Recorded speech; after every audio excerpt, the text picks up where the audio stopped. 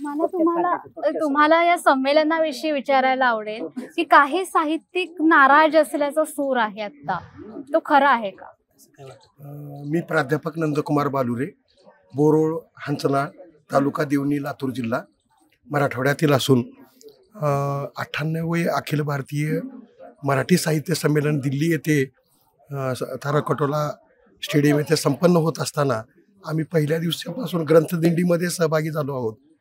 Doctor विजय sir असतील, doctor Unmesh sir असतील, आम्ही तिघही या ठिकाणी साहित्य संमेलनाच्या ग्रंथदिंडी असेल, काव्य वाचन असेल किंवा उद्घाटन सत्र असेल, प्रत्येक सत्राचं अवलोकन करत असताना यामध्ये जुने साहित्यिक, कवी, कथाकार परिसंवादातील तर आहेतच, पण त्या व्यतिरिक्त ग्रामीण भागातील व शहरी भागातील, महाराष्ट्रातील किंवा महाराष्ट्राबाहेरील बेळगाव, निपाणी, कर्नाटका व इतर राज्यातील किंवा भागातील सुद्धा साहित्यिक या प्रसंगी आलेले आहेत.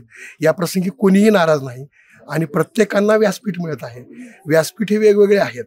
मुख्य व्यासपीठ मंडप असेल, दुसरा मंडप असेल, तिसरा मंडप असेल, परिसंवादाचा असेल, काव्यवाचनाचा असेल, कविकट्टा असेल, निमंत्रितांचे असेल, पण यामध्ये निराश कुणी नाही.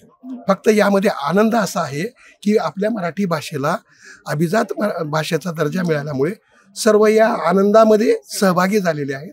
आपले काव्य वाचन किंवा कथाकथन किंवा परिसंवादातून त्यांचे विचार प्रकट करत आहेत आणि एक प्रकारे संधी मिळत आहे. फक्त दिल्ली दूर आहे, पण महाराष्ट्रातील बऱ्याच साहित्यिकांना यामध्ये संधी मिळालेली आहे आणि अशा पद्धतीचे साहित्य संमेलन हे ग्रामीण भागापर्यंत सुद्धा जाणं हे भविष्यामध्ये आवश्यक आहे. आतापर्यंत ज्या ज्या कथाकारांनी, साहित्यिकांनी, कवींनी, लेखकांनी आपलं लेखन केलेलं आहे, जुने साहित्यिक असतील किंवा नवोदित असतील, त्यांना एक प्रकारचे साहित्य संमेलन म्हणजे एक प्रकारची दिवाळी आहे. तर अशा साहित्य संमेलनातून नवीन लेखकांना, जुन्या लेखकांना एकमेकांमध्ये संवाद साधण्याकरता संधी मिळते, वाव मिळते आणि त्यातून ऊर्जा मिळते आणि नवीन साहित्य लिहिण्याकरता संधी मिळते. मी या ठिकाणी आपला आभारी आहे. धन्यवाद.